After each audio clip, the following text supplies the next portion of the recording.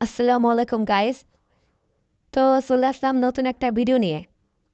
আজকে আপনাদের দেখাবো আমরা কিভাবে ডিএলএসে যে কোনো একটা দাস্তি নিতে পারি। তো যারা চ্যালেঞ্জে নতুন, দয়া করে সাবস্ক্রাইব করে দাও আর বপনা করে ভিডিওতে চলে আসুন। প্রথমে চলে যাবো আমরা ক্রোম ব্রাউজারে।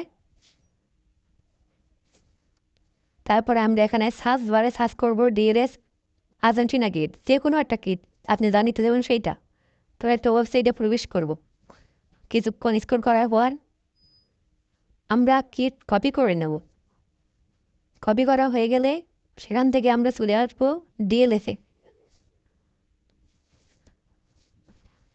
একটু লোডিং নিচ্ছে। তো তারপরে আমরা বড় মতো যেখানে দাসে চেঞ্জ করে সেখানে চলে যাব।